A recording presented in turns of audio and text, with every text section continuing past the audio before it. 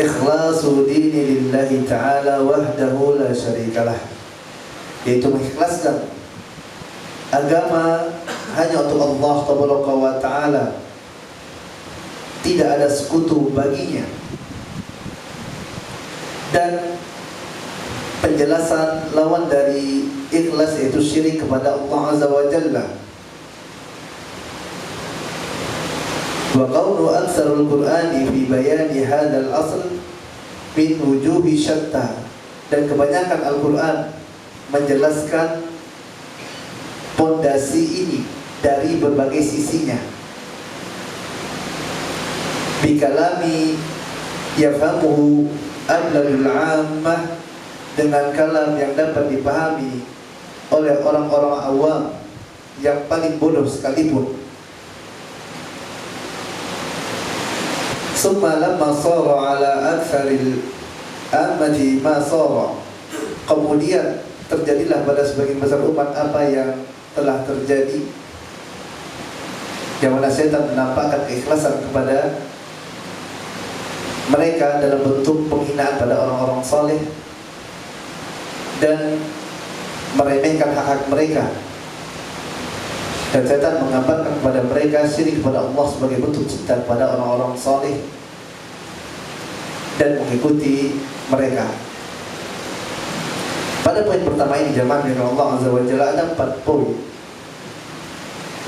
Yang pertama adalah pokok utama dalam pembahasan Al-Quran adalah tauhid.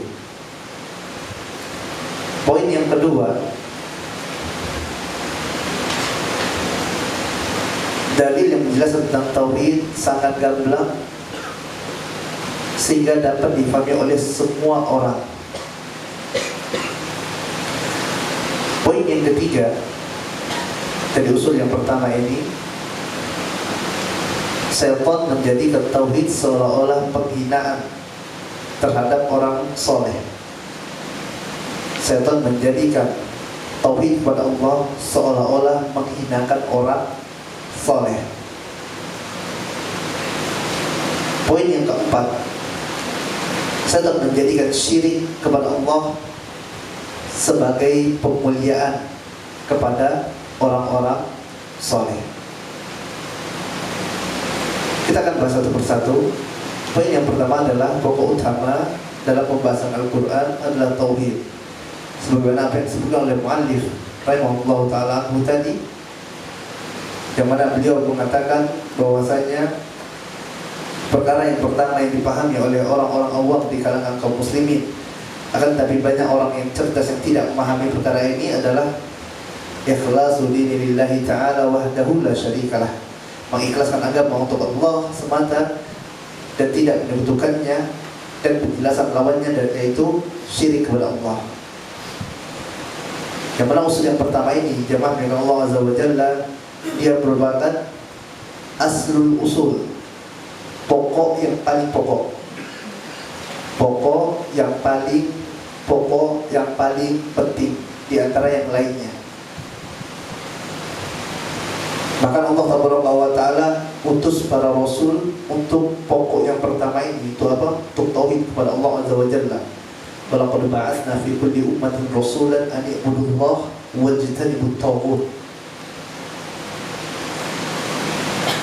Dan sebagian besar ayat Al-Quran adalah untuk menjelaskan tentang perkara ini, ikhlas kepada Allah azza wa jalla dan bahaya syirik kepada Allah. Lebih dari 6.000 ayat yang menjelaskan tentang tauhid dari berbagai sisinya.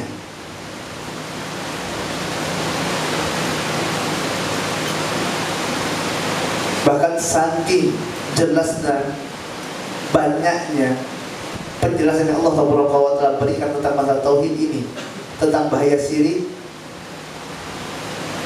sampai-sampai orang awam pun yang paling awam ini faham, dapat mengerti tentang perkara ini. Karena apa? Pembahasan tentang tauhid ini banyak sekali dalam Al-Quran. Kalau mereka baca Quran, faham maknanya jelas. Ya, banyak dalam Al-Quran. Bahkan sebagian orang mengatakan apa? Al-Quran ini seluruh isinya adalah tentang tauhid kepada Allah Azza wa Jalla. Semua isinya adalah tentang tauhid. Baik penjelasan tentang bagaimana keutamaan tauhid, bagaimana cara bertauhid, peringatan tentang bahaya kesyirikan, jenis-jenis kesyirikan, penjelasan tentang pahala, ganjaran bagi orang yang mentauhidkan Allah, azab bagi orang yang berbuat syirik, kisah-kisah yang ada dalam Al-Quran menjelaskan tentang bagaimana dakwah tauhid yang dilakukan oleh para nabi dan para rasul, bagaimana dampak dari orang-orang yang menyekutukan Allah. Semua isi Al-Quran adalah tentang tauhid.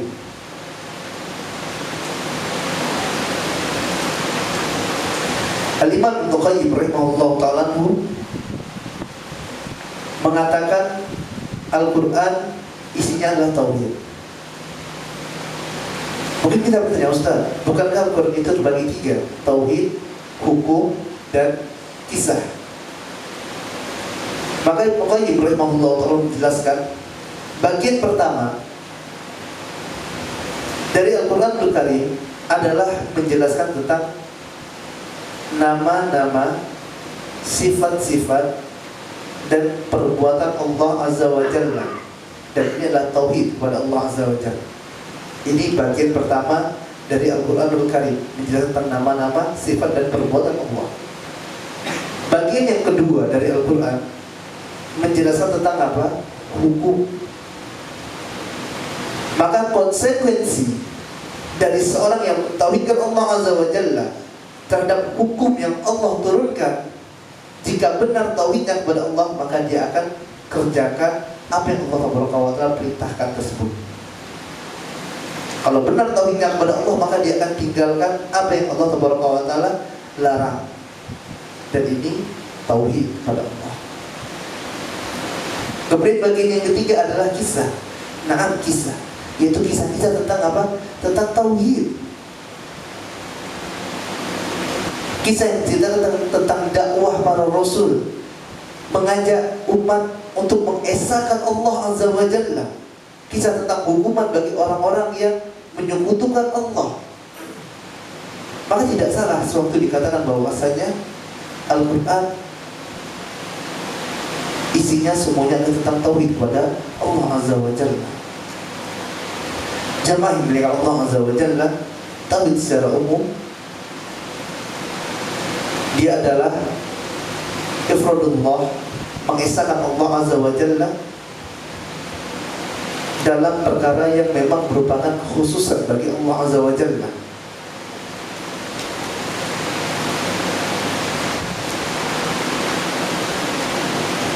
Yang mana perkara tauhid ini, dalil tentang tauhid dan syirik ini sangat banyak. Tadi kita katakan bahkan semua buka Al-Quran itu isinya tentang tauhid semua.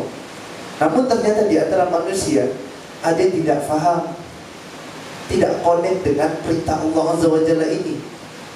Bahkan di antara mereka adalah orang-orang yang cerdas. Kenapa demikian? Para ulama menjelaskan yang pertama adalah karena i'rad. Karena apa? Al-i'rad. Seseorang berpaling dari agama Allah, dia tidak mau mempelajari agama Allah, sibuk dengan urusannya, sibuk dengan perkara dunianya, sibuk dengan hobinya saja, sehingga dia apa? Berpaling dari kebenaran, tidak mau belajar. Ini sebab yang pertama. Kenapa banyak orang-orang yang katanya cerdas, memiliki titel yang tinggi, tidak paham tentang tauhid? Karena apa? Dia berpaling, dia meninggalkan belajar Islam, dia meninggalkan belajar tauhid, sibuk dengan urusannya sendiri. Yang kedua adalah karena kibar, sombong. Dia mengetahui kebenaran akan tauhid ini, pentingnya tauhid, tapi dia tidak mau mengamalkan dan tidak mau menerima kebenaran tentang apa yang Allah Taala turunkan dalam Al-Quran berupa perintah untuk mengesahkannya tadi, sebagaimana ini dilakukan oleh iblis laknatullah, yang diperintahkan oleh Allah Taala untuk sujud. Akan tapi dia enggan, tidak mau sujud. Padahal ini perintah Allah. Aba wastakbar wa kana minal kafirin, kata Allah. Ini adalah sebab yang kedua, yaitu kibar, sombong. Al-Quran Al-Karim diturunkan oleh Allah Subhanahu wa Ta'ala. Tujuan utamanya adalah untuk diamalkan. Diturunkan Al-Quran untuk apa? Untuk ditadaburi, difahami. Al-Quran bukan diturunkan Allah hanya untuk dibaca saja, bukan hanya untuk diperbaiki bacaannya, tajwidnya, diambil berkah dari membacanya. Naam, semua ini adalah kebaikan. Baca Quran kebaikan, memperbaiki bacaan Quran adalah kebaikan. Akan tapi ini bukan tujuan utama. Tujuan utama juga Al-Quran, kata para ulama, adalah untuk ditadaburi. Kemudian setelah itu diamalkan dalam kehidupan sehari-hari.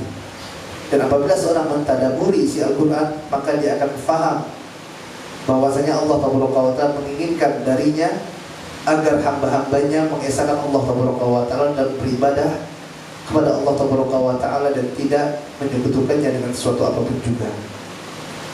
Yang kedua, poin yang kedua adalah pembahasan tauhid ini sangat jelas dan bisa dipahami oleh semua orang, sebagaimana apa yang dikatakan oleh Syekh rahimahullahu ta'ala anhu,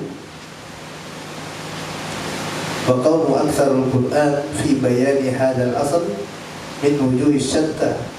Dan kebanyakan isi Al-Quran menjelaskan fondasi ini dari berbagai sisi, di kalam yafhamuhu abladul amah, dengan kalam yang dapat dipahami oleh orang-orang awam, bahkan orang awam yang paling bodoh sekalipun.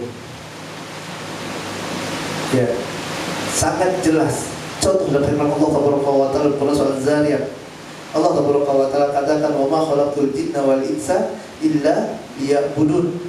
Tidaklah aku ciptakan jin dan manusia, kata Allah, kecuali untuk apa? Untuk beribadah. Jelas, siapa yang tak faham dari antum? Kita semua faham. Allah ciptakan jin dan manusia tujuannya untuk apa? Ibadah. Jelas sekali.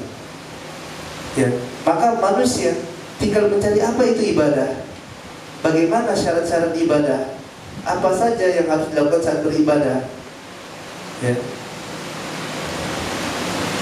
Ini perkara yang jelas. Kemudian dari firman Allah Ta'ala dalam surah Al-Ikhlas, Allah Ta'ala katakan, Qul huwallahu ahad. Katakanlah, dialah Allah yang Esa, Allah satu. Jelas gak? Jelas sekali. Allah satu, artinya bukan dua, bukan tiga. Allah katakan, Qul huwallahu ahad.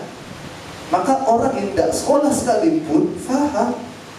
Tidak butuh akan apa? Pendidikan yang tinggi sampai gelar yang banyak baru bisa memahami ayat ini. Jelas sekali. Qul huwallahu ahad. Katakanlah Allah itu Esa. Ya. Kemudian yang ketiga,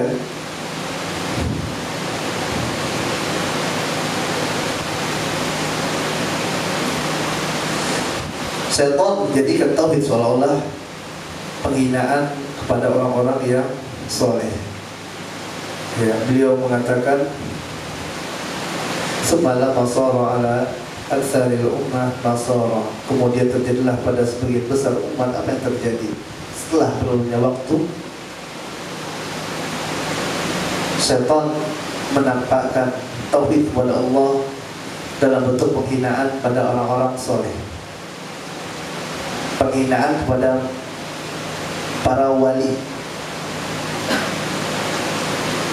Dan ini tidak lain dikarenakan apa? Kejahilan yang menimpa umat, kebodohan, jauhnya mereka dari ilmu dan ulama, jauh dari bimbingan para ahlul ilm, jauh dari petunjuk Al-Quran dan sunnah Nabi.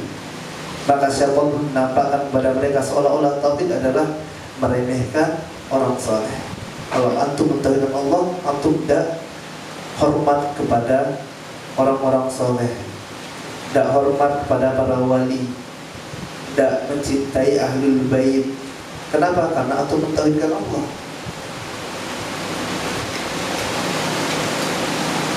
Lihat bagaimana kisah Nabi Nuh alaihi salatu wassalam. Dan ini merupakan awal terjadinya kesyirikan di muka bumi. Dari zaman Nabi Adam tidak ada kesyirikan, baru ada syirik ini pada zaman Nabi Nuh alaihi salatu wassalam. Di zaman Nabi Nuh alaihi salatu wassalam ada 5 orang soleh yang dikenal oleh kaumnya dengan ibadah yang luar biasa, dengan amalan solehnya. Yang mana ketika 5 orang ini meninggal dunia, datanglah syaitan dan mewahyukan kepada mereka, kaum Nabi Nuh ini, agar apa? Mereka membuat patung. Jadi orang soleh ini 5 orang ini sudah meninggal. Ya, datang syaitan, ya udah bikin patung. Dalam rangka apa? Dalam rangka mengingat kesolehan orang-orang ini. Jadi kalau misalnya antum waktu malas ibadah, lihat patung orang soleh ini, semangat lagi. Kenapa? Ini orang soleh. Ya. Ini orang soleh, mengingat tentang kesolehan mereka, semangat mereka. Kemudian ketika generasi ini meninggal dunia, ini jelas oleh Ibnu Abbas radhiyallahu ta'ala anhu, ketika generasi ini meninggal, maka datang kembali syaitan ini dan mengatakan kepada orang-orang anak keturunannya bahwasanya dahulu bapak-bapak kalian ini ya membuat patung-patung ini untuk apa? Untuk diibadahi, disembah, kemudian ya ilmu dilupakan, maka akhirnya mereka menyembah orang-orang soleh tersebut yang dibuat simbolnya berupa patung. Ini adalah awal terjadinya kesyirikan di muka bumi. Dan sewaktu Allah Taala utus Nabi Nuh alaihissalatu wassalam mendakwahkan mereka, mengajak mereka untuk kembali mentauhidkan Allah Azza wa Jalla, apa yang mereka katakan? Allah Taala sampai dalam surat Nuh, wa qalu la tadharunna alihatakum wa la tadharunna wadda wa la suwa'a wa la yaghutha wa ya'uqa wa nasra. Apa kata mereka? Jangan kalian tinggalkan sembahan kalian, jangan kalian tinggalkan waddan wala suwa'an, begitu juga Yaghuz, Ya'uq, Ya'uq dan Nasr. Ya, 5 orang ini adalah orang soleh, jamaah dengan Allah Azza wa Jalla, yang meninggal kemudian disembah oleh kaumnya Nabi Nuh alaihissalatu wassalam. Ya. Dan kita lihat apa yang mereka gunakan untuk menentang dakwahnya Nabi Nuh alaihissalatu wassalam. Mereka katakan, jangan kalian tinggalkan orang-orang soleh. Itu Nabi Nuh ingin buat kalian jauh dari orang-orang soleh tersebut. Ini orang-orang soleh, ya. Dan ini yang diwahyukan oleh syaitan hingga hari ini. Ya, kita lihat bagaimana syaitan membenturkan ya antara dakwah tauhid dengan apa? Dengan cinta kepada orang soleh. Sewaktu kita tidak merayakan perayaan-perayaan, dikatakan tidak cinta kepada Nabi, tidak meninggikan kuburan, dia katakan tidak cinta kepada para wali. Ya. Ini merupakan tipu daya dari iblis laknatullah. Dan kita lihat bagaimana Nabi Nuh alaihi salatu wassalam berdakwah 950 tahun, mengajak mereka untuk kembali kepada Allah Azza wa Jalla, mengingatkan mereka bahwasanya ini ada termasuk perbuatan syirik kepada Allah, menyembah orang-orang saleh tersebut. Dan ini merupakan bentuk kesyirikan walaupun yang disembah adalah orang saleh. Namun ternyata yang ikut sama Nabi Nuh sangat sedikit sekali, 950 tahun. Apa senjata yang mereka gunakan? Cinta kepada orang saleh tadi. Ya. Ini kalau dakwah tauhid tidak cinta dengan orang saleh. Mereka menganggap apabila kita hanya menyembah kepada Allah Azza wa Jalla saja, apabila kita murnikan ibadah kita hanya kepada Allah, seakan-akan kita telah meremehkan orang-orang soleh tersebut, Seakan-akan kita apa? Tidak cinta kepada orang-orang soleh. Seakan-akan kita menghinakan orang-orang soleh ini. Ya, ini talbis iblis. Ya, tipu daya iblis lah maksudnya. Ya, iblis juga kata Syekh Allah, di mata manusia seolah-olah ikhlas kepada Allah Azza wa Jalla berarti kita meremehkan dan merendahkan kedudukan orang saleh. Oleh karena itu banyak di antara mereka yang menolak dakwah Nabi Nuh alaihissalatu wassalam, dan mereka saling berwasiat di antara mereka. Apa wasiatnya tadi? Ya, wa qalu la tadharunna alihatakum wa la tadharunna wadda wa la suwa'a wa la ya'uqa wa ya'uqa wa nasra. Saling berwasiat, ingatkan. Akhirnya apa? Menolak dakwah tauhid yang disampaikan oleh Nabi Nuh alaihissalatu wassalam, dan mereka pun binasa.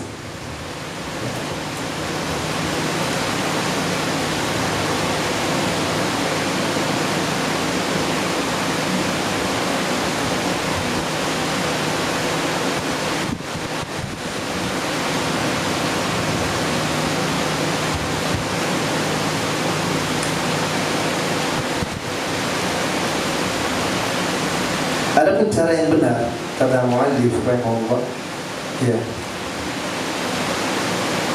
dalam mencintai orang soleh itu ada 4. Yang pertama adalah dengan mengikuti kebaikan mereka, mengikuti amal soleh mereka. Ini baru itu benar cintanya pada orang soleh. Yang kedua adalah apabila melihat kesalahan orang soleh tersebut, maka kita tidak mengikuti kesalahannya. Orang soleh adalah manusia, bisa berbuat dosa dan kesalahan. Maka kalau kita dapat ini ada salah orang soleh, bukan kita ikuti. Kemudian yang ketiga adalah mendoakan orang-orang soleh tersebut, mendoakan mereka dengan kebaikan. Kemudian yang keempat adalah menjaga kehormatan mereka, menjaga kehormatan mereka.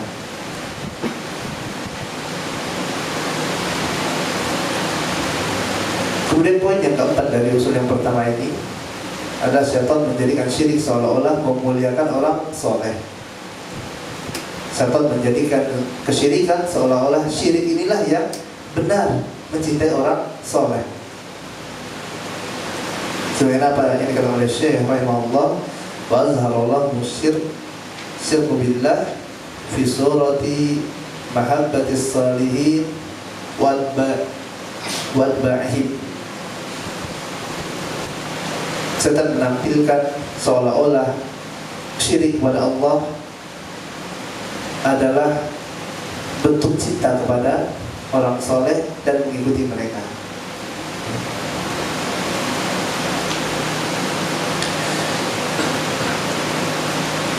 Dan perlu diketahui jamaah dengan Allah Azza wa Jalla, ya, dalam Islam ini tidak ada pertentangan antara tauhid dan mencintai orang soleh, sama sekali tidak ada. Nah, orang soleh adalah orang-orang yang memiliki kedudukan yang tinggi di sisi Allah Azza wa Jalla dengan ketakwaan mereka kepada Allah. Allah tinggikan derajat mereka. Allah Taala katakan, inna akramakum indallahi atqakum. Sesungguhnya yang paling mulia di antara kalian di sisi Allah adalah yang paling bertakwa. Allah tinggikan derajat orang soleh. Islam memuliakan orang-orang soleh. Allah Taala juga mengatakan, innama yakhshallah min ibadihil ulama. Sesungguhnya yang takut kepada Allah dari hamba-hambanya adalah para ulama. Allah muliakan orang-orang soleh tersebut. Ya, maka para ulama pada hakikatnya memiliki keutamaan yang tinggi di sisi Allah, dimuliakan dalam agama Islam. Dan kita diperintahkan untuk apa? Untuk cinta kepada para ulama ini, mencintai orang-orang soleh, mengikuti mereka dalam kebaikan, meneladani mereka dalam kesolihan mereka. Ini adalah cara cinta yang benar kepada orang soleh. Kita mencintai mereka sesuai dengan keimanan mereka kepada Allah. Demikian kita pula mengikuti mereka dan meneladani mereka dalam ibadah mereka kepada Allah Azza wa Jalla. Namun jamaah yang dimuliakan Allah Azza wa Jalla, menghormati orang-orang saleh ini tetap ada batasan-batasan yang harus kita perhatikan, yang diatur dalam syariat yang mulia ini. Ada batasan-batasannya. Oleh karena itu Allah Taala mencela ahlul kitab. Kenapa? Karena mereka berlebihan kepada orang-orang soleh mereka, sebagaimana kaum Nabi Nuh berlebihan terhadap orang-orang soleh di antara mereka. Mereka jadikan patung, mereka sembah. Ini salah dalam memuliakan orang soleh. Begitu juga dengan orang-orang Nasrani yang menjadikan Nabi Isa sebagai Tuhan. Ini berlebihan dengan orang soleh. Ini gulu, berlebih-lebihan ya.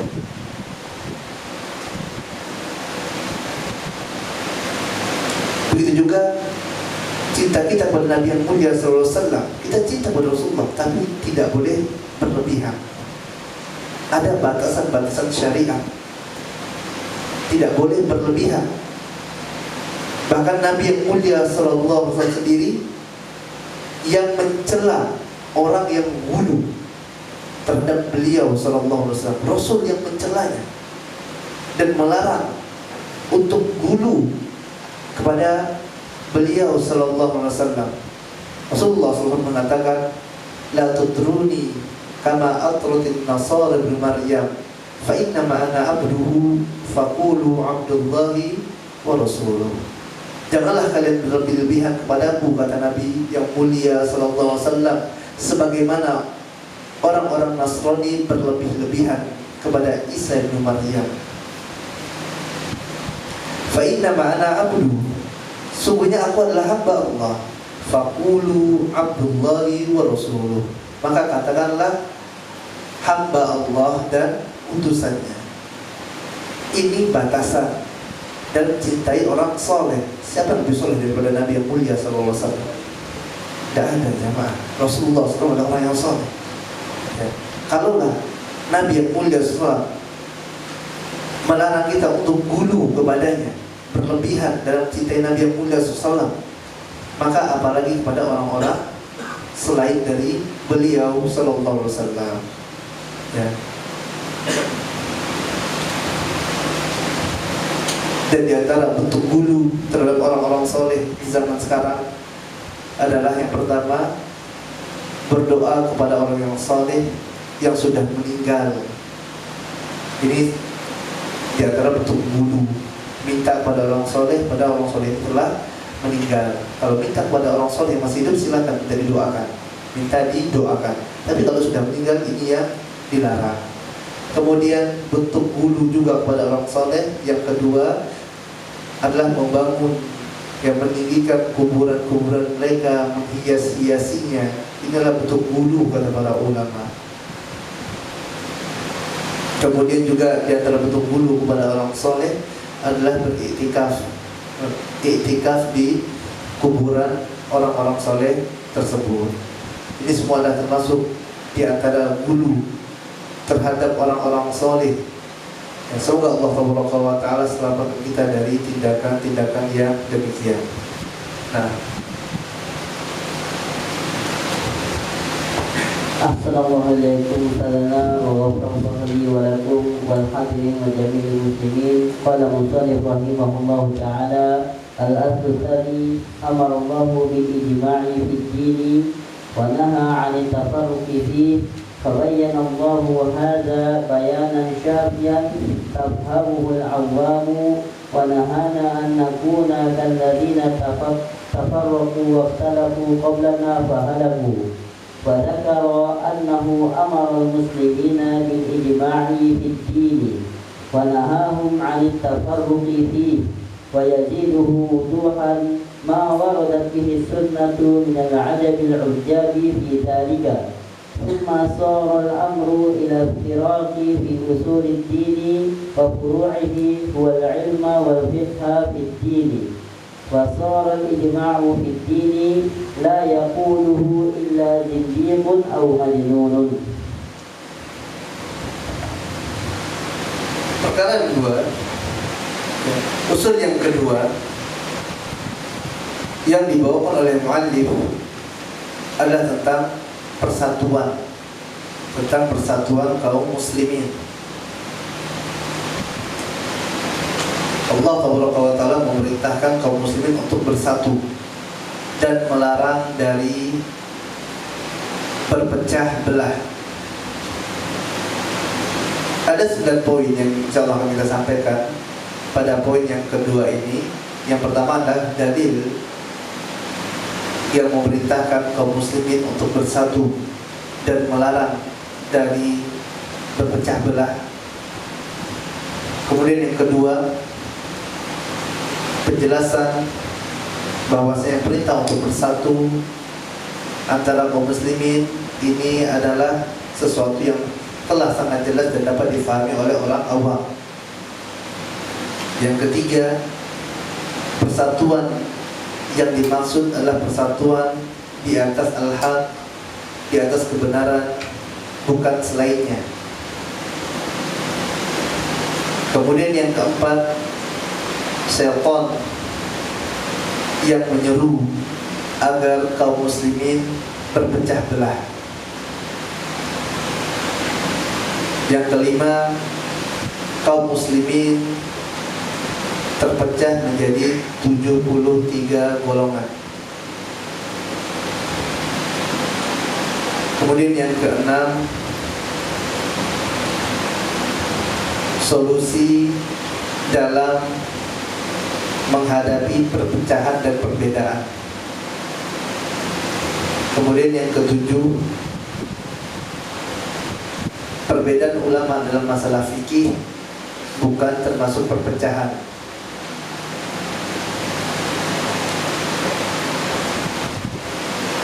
Poin yang ke-8, di zaman sekarang berpecah belah malah dikatakan ilmu. Poin yang ke-9, zaman sekarang mengajak bersatu di atas kebenaran malah dikatakan memecah belah.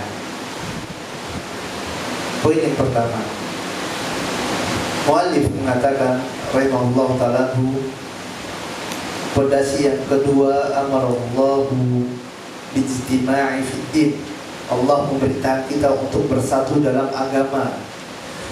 Wa naha anit tafarruqi fihi, dan melarang dari berpecah belah. Dalilnya dari Al-Quranul Karim, di antaranya adalah firman Allah Azza wa Jalla dalam Quran surah Al-Imran ayat 103. Allah wa ta'ala berfirman, wa'tasimu bihablillahi jami'an wa la tafarraqu, berpegang teguhlah kalian pada tali agama Allah dan janganlah kalian bercerai-berai.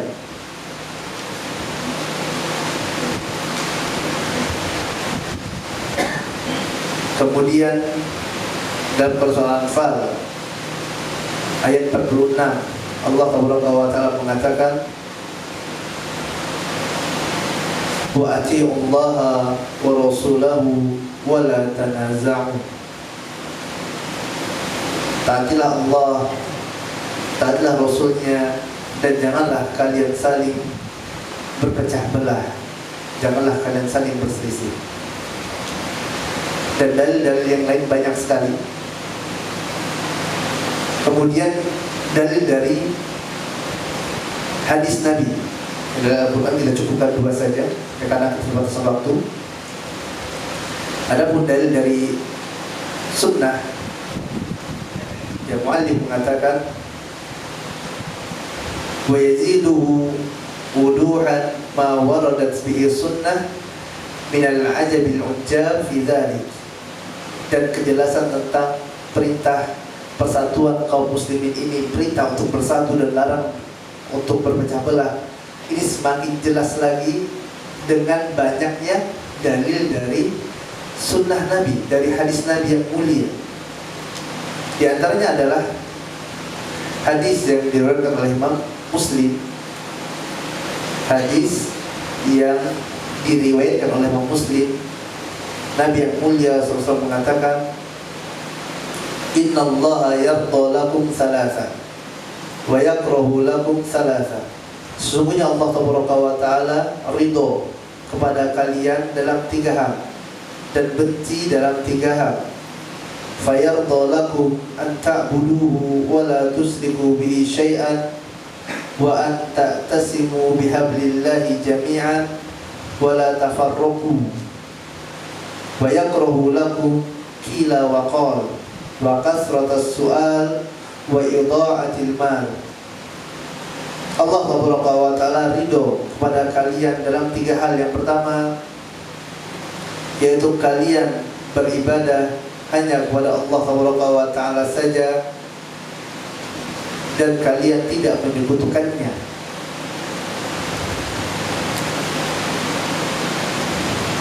Kemudian wa an ta'tasimu bihablillahi jami'an wa la tafarraqu. Yang pertama dan yang kedua, yang pertama adalah kalian mentauhidkan Allah, yang kedua kalian tidak menyekutukan Allah, dan yang ketiga Allah ridho apabila kalian bersatu dan tidak bercerai-berai. Kemudian Allah benci kepada kalian. Sesuatu yang Allah benci yang pertama adalah qila wa qal, katanya-katanya. Wa kasratus su'al, kemudian banyak bertanya. Wa idha'atil mal, dan menyia-nyiakan harta. Kemudian dalil yang lain yang memerintahkan kita untuk bersatu dan tidak berpecah belah adalah dalam hadis qudsi riwayat Muslim.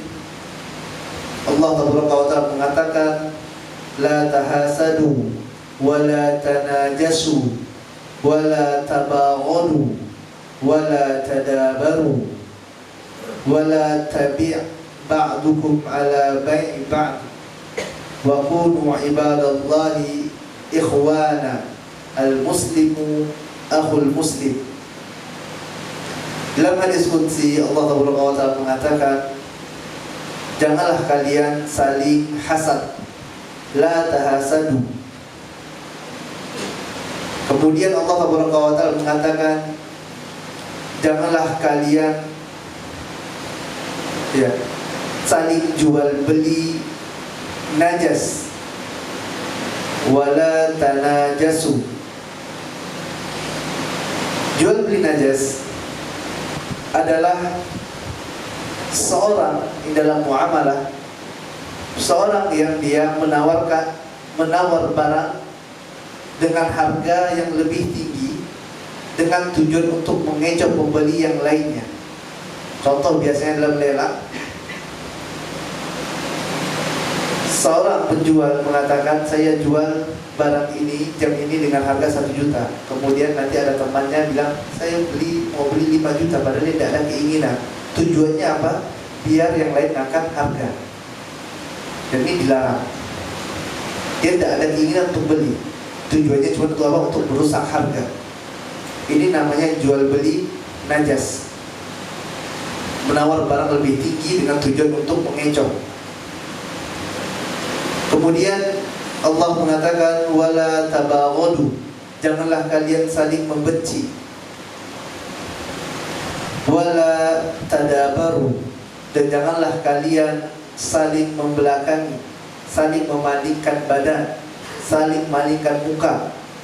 Ketemu dengan saudaranya dipalingkan mukanya. Wala yabi' ba'dukum ala ba'in ba'din, dan janganlah kalian menjual di atas jualan orang lain. Ada 2 orang yang sedang bertransaksi, 2 orang muslim sedang bertransaksi. Penjual mengatakan, barang ini saya jual 100.000, masih tawar-menawar. Kemudian datang orang ketiga, bawa barang yang sama, antum beli punya anak saja, anda jual 90.000 aja sama antum. Ini jual beli yang dilarang. Wala yabi' ba'dukum ala bai'in ba'din,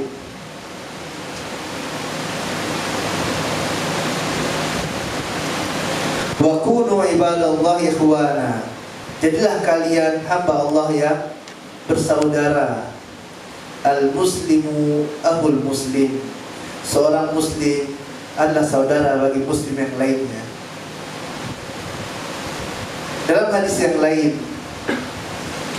Rasulullah SAW mengatakan, al-muslimu ahul muslim, la yazlimu, wa la yakhdhuluh, wa la yakdhibu, wa la yahkiru. Seorang muslim adalah saudara bagi muslim yang lainnya, maka hendaklah dia tidak menzoliminya, maka hendaklah dia tidak menghinanya, maka hendaklah dia tidak membohonginya, dan hendaklah dia tidak merendahkannya. Di sini jamaah yang dimuliakan Allah Azza wa Jalla, barakallahu fiya wa fikum. Semoga Allah memberkahi ana dan antum semuanya, dan semoga Allah Ta'ala memberikan kepada kita hidayah kepada siratal mustaqim. Kita lihat di sini perkara yang dengannya dapat merusak persatuan kaum muslimin, semuanya dilarang oleh Allah Azza wa Jalla. Perkara-perkara yang dengannya apabila dilakukan oleh seorang hamba maka berpotensi merusak ukhuwah, persaudaraan sesama muslim, maka dilarang oleh Allah Azza wa Jalla. Contoh di sini Allah Ta'ala dan Rasulnya melarang untuk berlaku zolim. Kenapa? Karena apabila antum zolim kepada saudara antum yang lainnya, maka akan rusak hubungan ukhuwah. Rasulullah SAW tadi melarang jual beli najas. Kenapa? Akan muncul permusuhan antara satu muslim dengan muslim yang lainnya. Ini akan menyebabkan apa? Kaum muslimin ya bercerai-berai. Bahkan dilarang untuk memalingkan badan, memalingkan wajah. Dan sebaliknya perkara-perkara yang dengannya dapat meningkatkan ukhuwah diperintahkan dalam agama yang mulia ini. Rasulullah SAW meminta kita untuk apa? Berwajah yang manis, senyum apabila berjumpa dengan saudara kita. Rasulullah SAW memberitahu kita untuk apa? Untuk menebar salam. Rasulullah SAW memberitahu kita untuk apa? Saling memberikan hadiah, yang mana semuanya adalah wasilah untuk dapat mempererat ukhuwah dan persatuan antara kaum muslimin. Oleh karena itu, hendaklah ya kaum muslimin menjaga muamalahnya, menjaga tindakannya, yang dengannya dia dapat terus mempererat hubungan persaudaraannya dengan saudaranya sesama muslim, dan hendaklah mereka tidak berpecah belah. Poin yang kedua, perintah persatuan sudah sangat jelas, bahkan difahami oleh orang-orang yang awam. Kita lihat dalil yang telah dibawakan. Fabayyana Allahu hadza bayanan syafiyan tafhamuhu al-awwam. Mu'alif mengatakan orang-orang awam saja ini sudah bisa paham tentang perintah untuk bersatu, persatuan kaum muslimin ini. Kita lihat bagaimana firman Allah Azza wa Jalla dalam Quran surah Imran ayat 103 tadi. Allah Ta'ala katakan, wa tasimu bihablillahi jami'an wa la tafarraqu. Berpegang teguhlah kalian pada tali agama Allah, dan janganlah kalian bercerai-berai. Jelas sekali Rasulullah meminta kita untuk bersatu dan melarang untuk bercerai-berai. Dalam hadis yang lain Rasulullah SAW mengatakan, al-muslimu ahul muslim. Seorang muslim adalah saudara bagi muslim yang lainnya. Kita lihat bagaimana kita bermuamalah dengan saudara kita. Jelas sekali. Ini bukan orang lain, saudara antum sendiri. Maka janganlah berbuat buruk kepadanya. Janganlah engkau zolimi dia. Kenapa? Ini saudara antum, bukan orang lain. Dan dalil-dalil ini sangat banyak, sehingga orang-orang awam sekalipun akan mudah faham tentang perintah untuk bersatu dan tidak bercerai-berai ini. Apalagi orang-orang yang cerdas, orang-orang yang memiliki pendidikan yang tinggi, harusnya dia lebih lagi memahami tentang perintah Allah Azza wa Jalla untuk bersatu dan tidak bercerai-berai ini. Kemudian yang ketiga, persatuan yang dimaksud di sini adalah bersatu di atas al-haq, bersatu di atas kebenaran.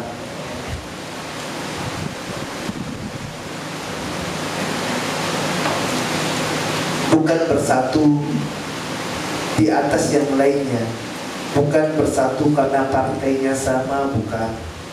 Bukan bersatu karena sama alma mater, sama-sama alumni ini, makanya dia bersatu.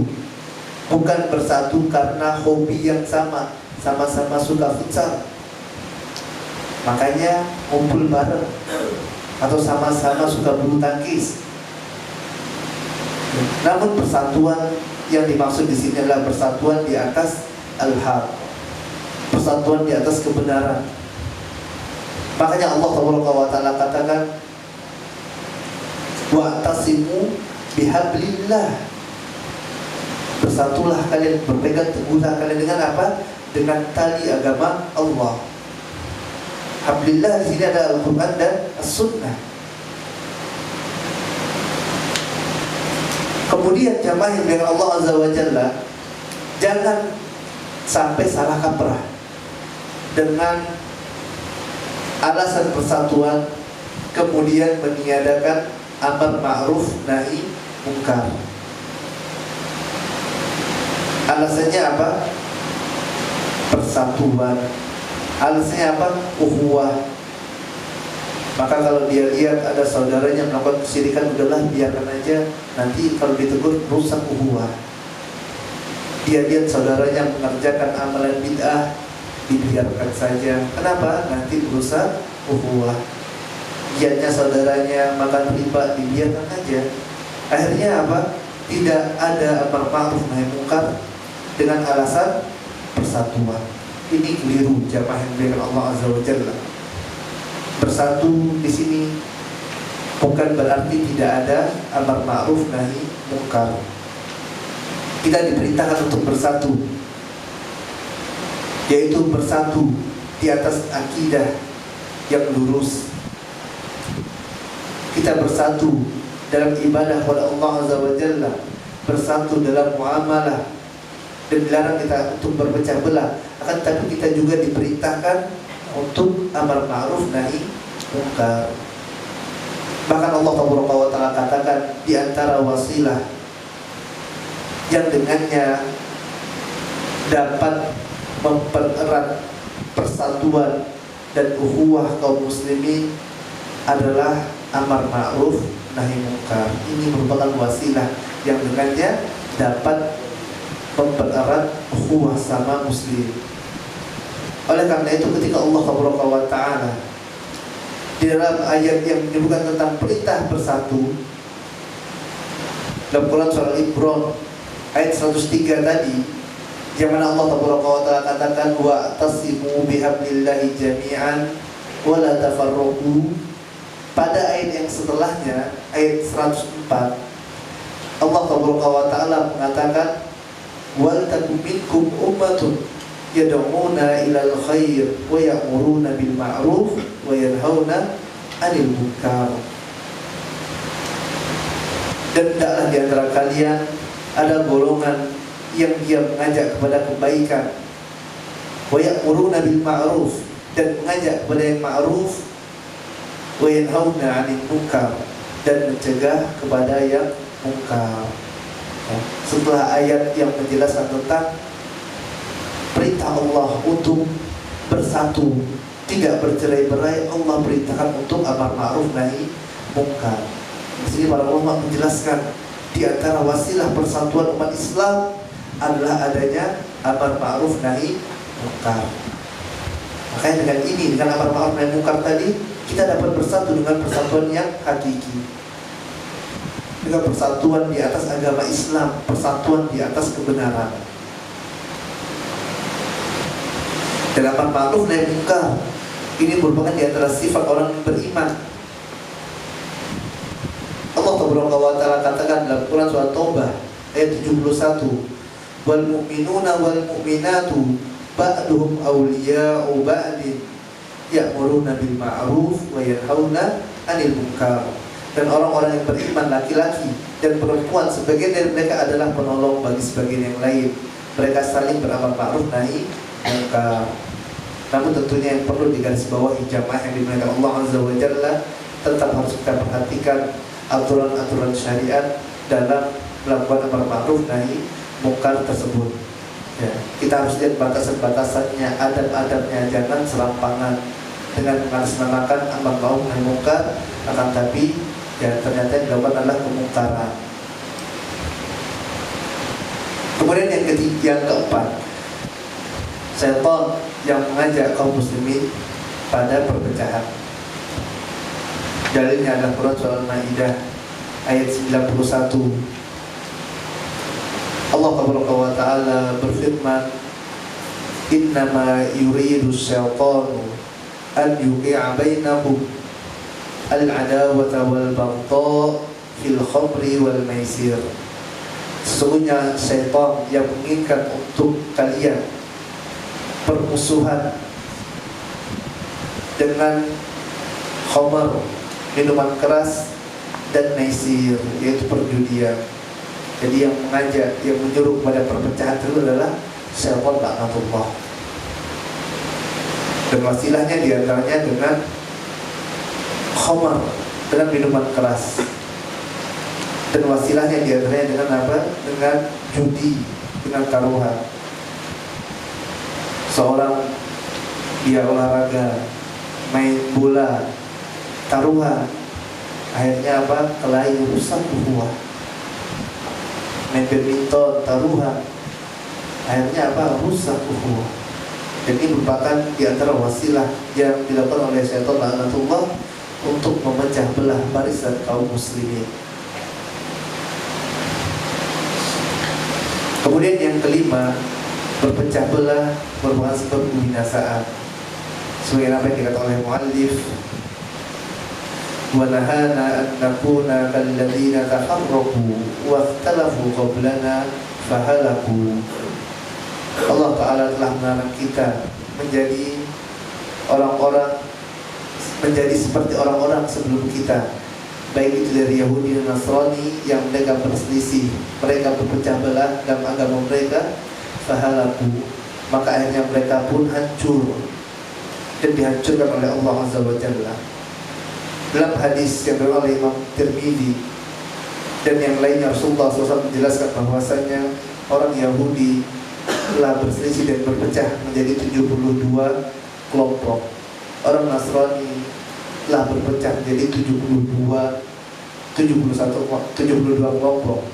Dan umatku, kata beliau SAW, akan pecah menjadi 73 kelompok atau golongan. Rasulullah SAW mengabarkan bahwasanya umat ini akan berpecah belah, akan terpecah. Dan tidaklah beliau SAW mengabarkan kepada kita tentang perpecahan umat ini kecuali di antaranya adalah untuk mengingatkan kita. Rasulullah mengabarkan umat ini akan berpecah jadi 73. Bukan berarti ini anjuran Nabi, bukan. Ini apa? Ini peringatan. Awas kalian, jangan sampai kalian berpecah belah. Ya. Jangan sampai ikut-ikutan orang yang berpecah belah ini, agar kita dapat mengantisipasi. Dan perpecahan itu wakil, ada.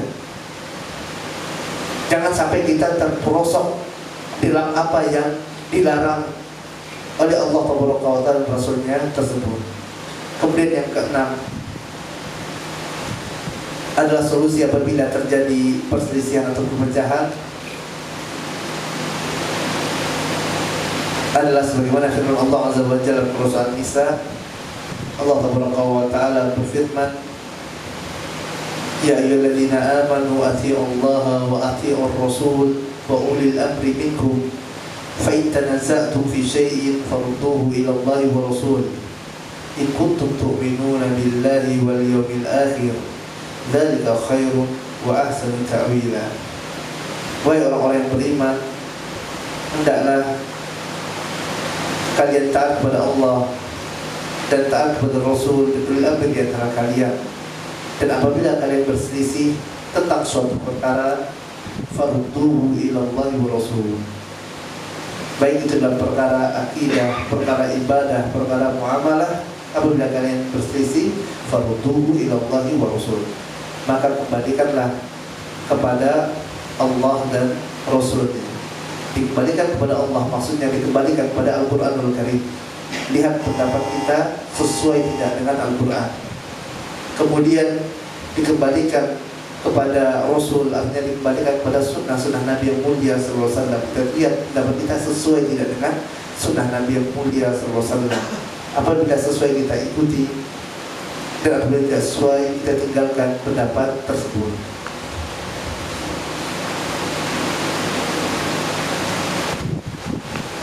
Kemudian yang ketujuh, perbedaan dalam masalah fikih atau masalah ijtihadiyah bukan termasuk perpecahan.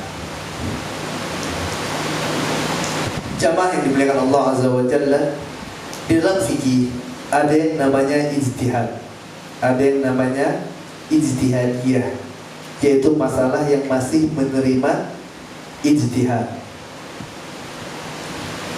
Hal ini dikarenakan tidak ada dalil yang sharih dalam perkara tersebut.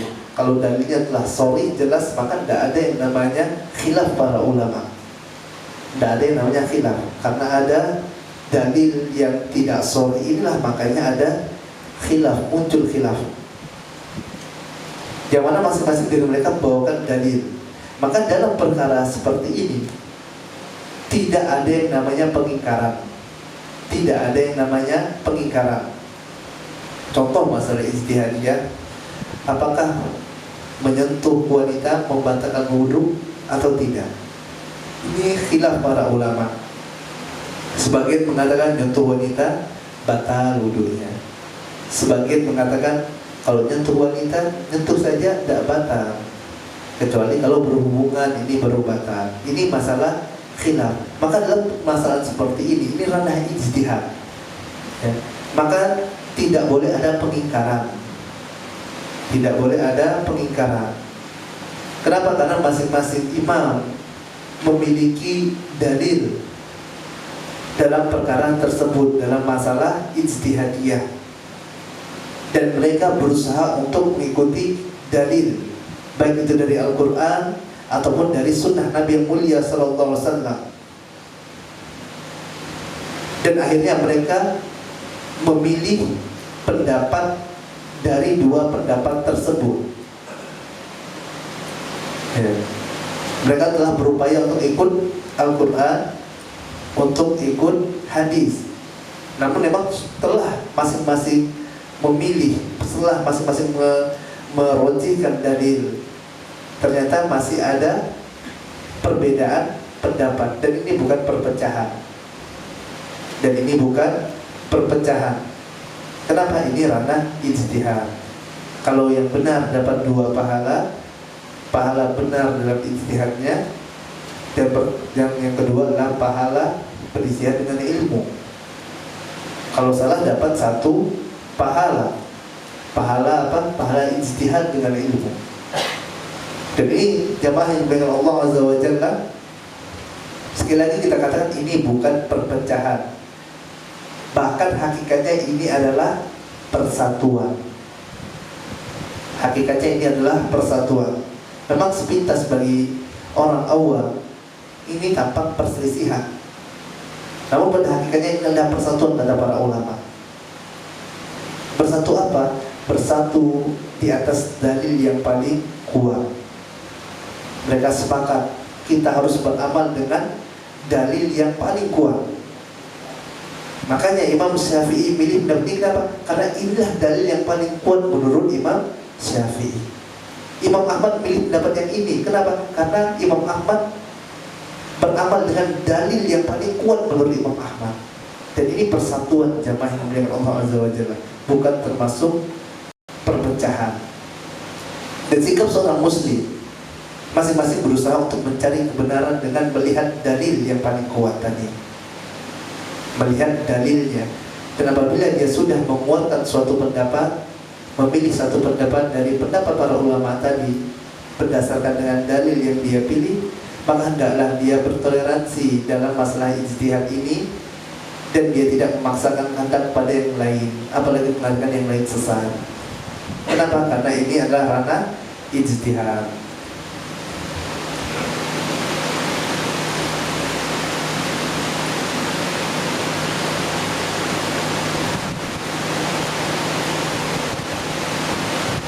Namun ini tadi kita katakan dalam masalah fikih.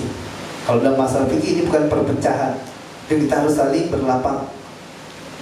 Namun apabila yang berbeda adalah masalah akidah, yang jelas di sana ada nas yang sharih tentangnya, dan perkara ini tidak ada di antara sahabat yang berselisih di dalamnya, maka tidak sepantasnya bagi seorang muslim dan juga muslimah berselisih dalam perkara tersebut. Kalau masalah akidah yang telah jelas dalilnya, maka tidak ada ranah untuk berselisih. Contoh, ada seorang yang meyakini bahwasanya Nabi Muhammad SAW adalah Nabi yang terakhir, tidak ada Nabi setelahnya.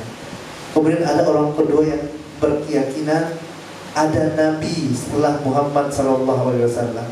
Ini berselisih pendapat. Maka dalam perkara seperti ini, jamaah yang dimuliakan Allah Azza wa Jalla, tidak boleh di antara kita untuk apa? Untuk berlapang, tidak boleh. Karena ini bukan ranah untuk berselisih. Tidak boleh kita berselisih dalam masalah ini. Karena jelas dalam Al-Quranul Karim, Allah Ta'ala mengabarkan bahwasanya Muhammad adalah penutup para nabi. Muhammad sallallahu alaihi wasallam adalah nabi yang terakhir, wala nabiyya ba'dah, dan tidak ada nabi setelahnya sallallahu alaihi wasallam.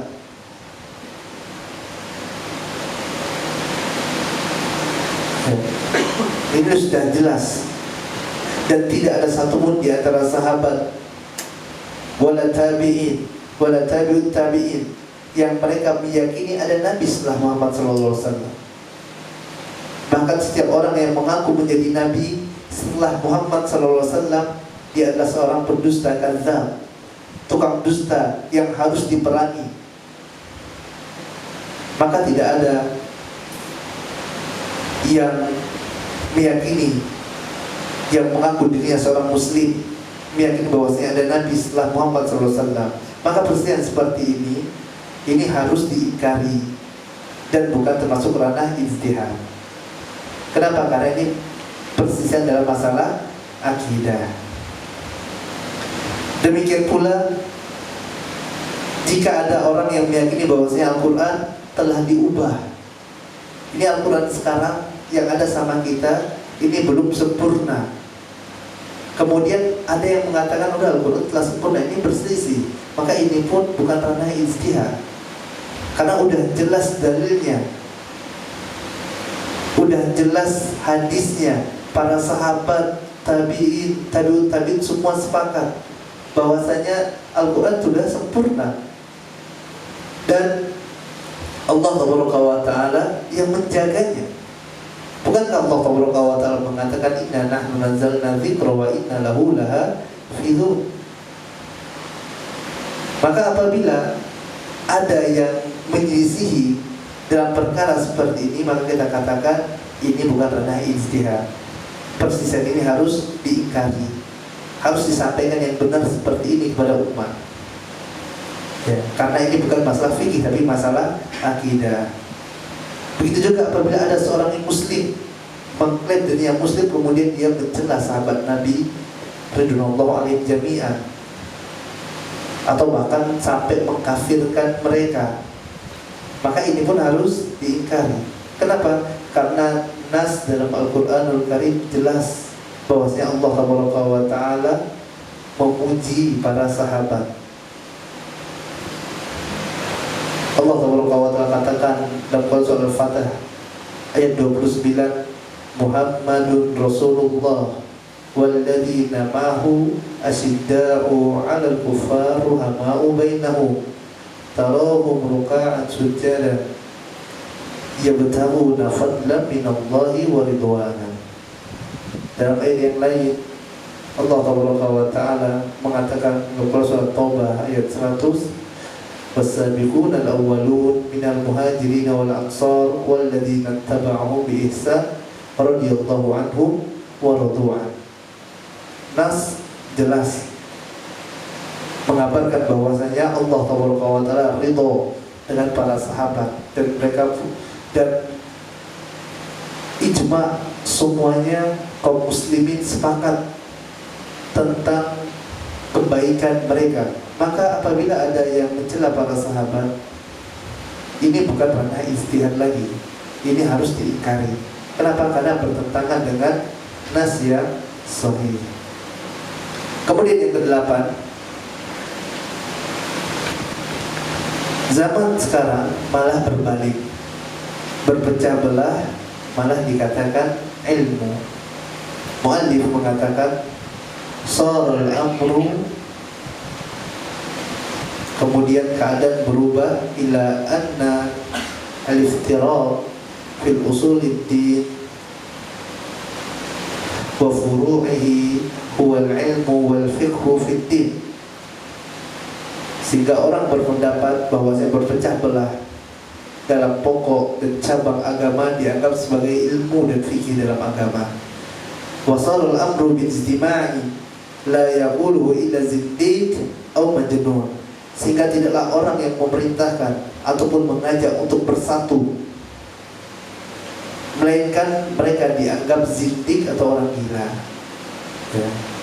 Zaman sekarang jamaah ini kalau Allah Azza wa Jalla jadilah perpecahan dalam agama, baik dalam usul ataupun dalam furu'nya, dinamakan dengan ilmu dan fikih oleh sebagian orang. Dia mengatakan boleh kita berpecah belah, kita bebas untuk berakidah, silakan atau mau akidahnya apa bebas. Kita bebas untuk beribadah kayak gimana pun bebas saja. Bebas untuk mengatur kepercayaan masing-masing. Dan ungkapan seperti ini hari ini mereka katakan ini adalah ilmu. Kalau antum tidak mau bebas dan berakidah, maka antum orang yang tidak berilmu. Ini yang ada pada masa sekarang. Dianggaplah ucapan ini sebagai bentuk pemahaman terhadap agama. Mereka beranggapan orang jika paham agama, maka dia akan membebaskan manusia untuk berakidah. Bebas mau akidahnya seperti apapun bebas. Yang penting Islam akidahnya macam-macam tidak masalah. Tidak usah diingkari, tidak boleh. Kalau antum diingkari, antum orang yang ekstrim. Kalau meluruskan, tidak boleh. Ini yang salah. Untuk milih kepercayaan masing-masing. Ini adalah pemahaman yang keliru. Karena kita harus menjelaskan kebenaran. Ini loh akidah Islam yang dibawa oleh Muhammad SAW, yang diajar oleh para sahabat radhiyallahu anhum jami'an. Kita sampaikan kepada manusia. Kemudian yang terakhir, yang ke-9, dan pada zaman sekarang mengajak manusia kepada persatuan malah dikatakan memecah belah. Ya, kebalikan dari yang nomor 8 tadi, muallif mengatakan wasarul amru bijtima'i la yaquluhu illa zindiqu au majnun. Ya. Adapun orang yang mengajak bersatu di atas akidah Ahlus Sunnah, mengajak bersatu di atas Islam yang benar, malah dikatakan kalau kita ngajak kepada pemahaman yang benar, mengajak bersatu kepada agama Islam yang benar, ya dikatakan zindiq, dikatakan majnun. ya, dikatakan pendusta, ya, dikatakan dengan ucapan-ucapan yang buruk yang lainnya. Ya, mereka berkata biarlah masing-masing kita memilih kepercayaan masing-masing dalam berakidah.